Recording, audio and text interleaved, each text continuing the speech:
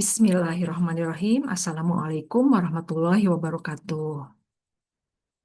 Puji serta syukur kita panjatkan kehadirat Allah Subhanahu wa Ta'ala atas berkat rahmat dan karunia-Nya, sehingga kita dapat berkumpul di acara sosialisasi tentang pentingnya sertifikat halal bagi pelaku usaha UMKM. Salawat serta salam tak lupa kita curahkan kepada Nabi kita, Nabi Muhammad Shallallahu Alaihi Wasallam.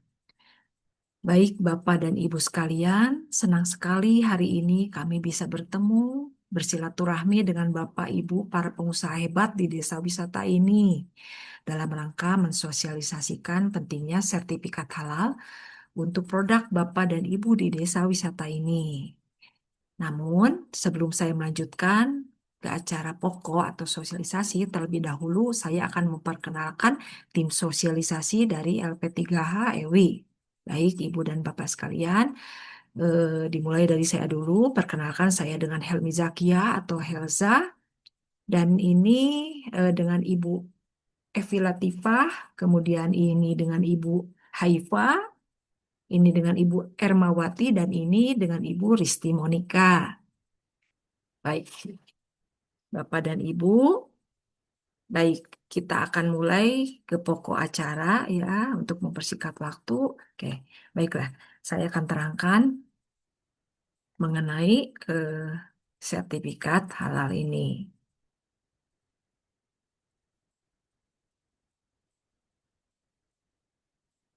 Pentingnya sertifikat halal bagi pelaku usaha, baik Ibu dan Bapak sekalian. Terlebih dahulu, saya akan merangkan regulasinya, undang-undangnya atau rules-nya, aturannya mengenai sertifikat halal ini. Di sini ada regulasi Undang-Undang Nomor 33 Tahun 2014 Pasal 4 yang berbunyi produk yang masuk beredar dan diperdagangkan di wilayah Indonesia wajib bersertifikat halal. Oke, kemudian yang kedua adalah Peraturan Pemerintah Nomor 42 Tahun 2024 Pasal 98 yang berbunyi kewajiban bersertifikat halal bagi pelaku usaha mikro dan kecil didasarkan atas pernyataan halal pelaku usaha mikro dan kecil. Baik, Ibu dan Bapak. Oke, kita lanjutkan. Ngapain sih repot-repot ngurus sertifikat halal? Nah, sebenarnya lebih repot lagi kalau kita menjelaskan dan meyakinkan ke semua pelanggan satu persatu. Itu akan lebih ribet lagi, akan lebih merepotkan lagi ya. Bahwa bahan baku dan proses pembuatan produk Anda itu halal dan belum tentu pelanggan percaya dan yakin karena itu hanya klaim dari Anda sendiri, dari pelaku usaha sendiri. Ya, oke. Nah, di sini saya akan terangkan ya. Nah, eh, apakah produk Anda sudah memiliki sertifikat halal, sudah memiliki identitas halal? Nah, kita respect dulu ya, Ibu dan Bapak, bahwa di mana eh, 229,6 juta jiwa penduduk Muslim di Indonesia, ya, atau sekitar 87,2%. Malah kemarin saya baca statistik ya di apa namanya data statistik yang terbaru di 2025, malah Indonesia sekarang pertumbuhan Muslim di Indonesia sudah mencapai 244 juta, ya, berarti ada kenaikan, ya. Oke, nah tentunya setiap Muslim keyakinan kita atau akidah kita adalah wajib konsumsi produk yang halal, ya. Nah, apa yang dimaksud dengan halal? Nanti kita jelaskan ya.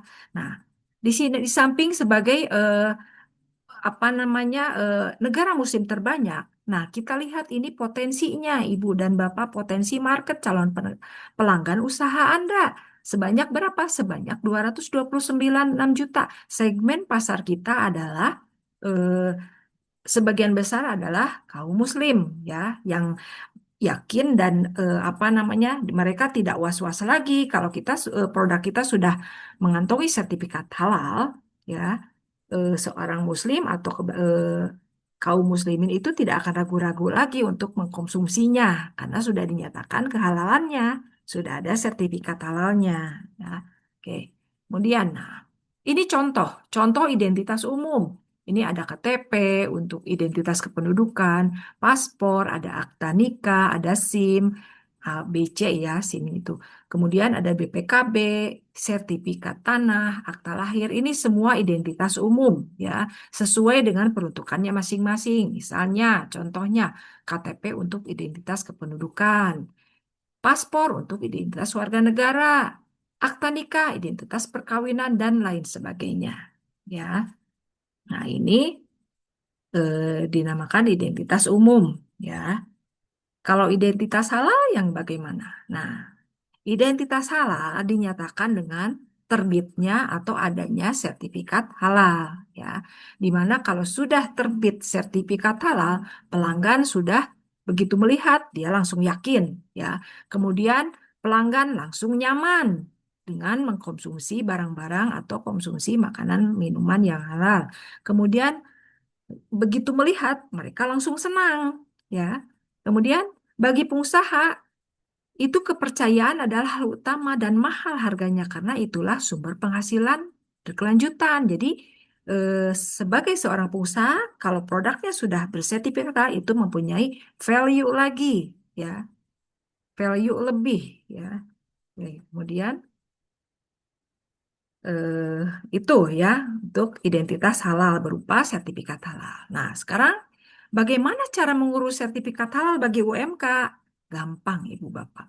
Ya, syaratnya mudah. Nah, satu KTP pelaku usaha. Ya, kemudian jenis produk 10 varian maksimalnya ya, kecuali untuk warung nasi, warteg, warung Padang itu bisa sampai 30 varian ya. Kemudian merek produknya, Ibu, merek produknya apa? Ini penting sekali karena nanti menjadi apa namanya kaitannya ke hak paten Bapak dan Ibu.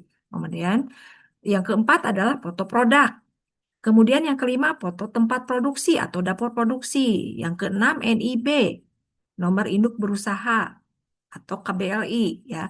Kemudian yang ketujuh adalah omset di bawah atau kurang dari 15 miliar. Jadi kalau Bapak Ibu misalnya omsetnya masih 500 juta, 300 juta, bahkan sampai 1 miliar pun itu masih dikategorikan UMKM. Ya. Oke, kemudian berapa biaya mengurus sertifikat halal bagi UMK? Gratis Ibu dan Bapak ya. Jadi kalau Bapak dan Ibu bayar sendiri itu eh, lumayan loh 230.000 ya. Bisa dibayangkan kalau misalnya Bapak Ibu punya 3 produk dengan KBLI yang berbeda, berarti 230 kali 3 berapa? 690.000 ya Bapak dan Ibu. Oke. Kemudian apa saja sih jenis produk yang dapat fasilitasi sertifikat halal gratis? Nah, ini Ibu dan Bapak, ada 13 jenis produk makanan Chef Declare ya. Nah, ini diantaranya olahan buah, permen coklat, tepung sereal, roti dan bakery, ikan dan olahan perikanan, telur, gula, dan lain sebagainya. Ya. Jadi ada 13 jenis produk makanan Chef Declare. Artinya Chef Declare itu eh, pernyataan kehalalan dideklarasikan oleh diri sendiri, ya, oleh pelaku usahanya sendiri, ya. Oke. Nah, ini contoh-contohnya produk-produk yang masuk kategori sehati atau sertifikat halal gratis, ya. Oke. Nah, ini macam-macam banyak ya. Nah, sekarang yang berikutnya adalah 6 jenis produk minuman self-declare ya. Apa saja? Aneka minuman ringan non soda, kopi teh dan sari kacang, susu dan campuran susu, minuman tradisional dan jamu, produk jus buah dan sayuran, konsentrat buah dan sayuran. Nah, ini contoh-contohnya ya.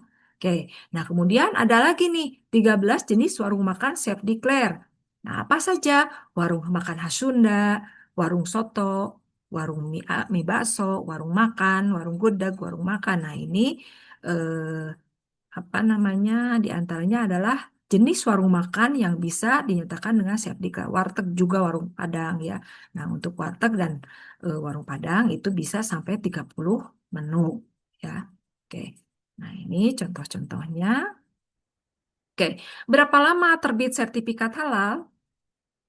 Eh, Dalam keadaan normal setelah pengajuan melalui si halal BPJPH itu antara 7 sampai 14 hari kerja ya. Hari kerja ya Bapak dan Ibu.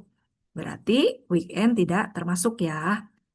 Oke. Kemudian apa risiko bila produk atau usaha Anda tidak memiliki sertifikat halal? Oke. Bila ada pelanggan atau kompetitor memviralkan bahwa produk atau usaha Anda tidak bersertifikat halal, apakah akibatnya bagi usaha Anda? Tentu yang bisa kita bayangkan adalah kehilangan market kita. Ya, market kita, terutama orang-orang Muslim, ya, karena mereka melihat tidak ada identitas halal, ya. Oke. Nah, ini kami dari P3HEW siap mendampingi proses sertifikat halal produk Anda secara gratis, ya. Nah, kabar baiknya gitu ya Ibu. Jadi kami ini siap membantu melayani dengan sepenuh hati untuk membantu mendampingi produk Ibu dan Bapak sekalian secara gratis, ya. Nah, saya harap ini tidak disia-siakan kesempatan yang jarang terjadi dan ini hanya berlaku selama 3 bulan Ibu dan Bapak. Jadi periodenya dari Desember sampai dengan Maret 2026 ya. Dan kalau misalnya sebelum Maret sudah terpenuhi kuotanya, sudah habis kuotanya, nah itu udah otomatis tutup. Jadi hilang kesempatan Bapak dan Ibu sekalian ya. Jadi saya harap yuk segera daftar ya. Oke, terima kasih. Mungkin sekian presentasi dari saya. Wabillahi taufik wal hidayah. Wassalamualaikum warahmatullahi wabarakatuh.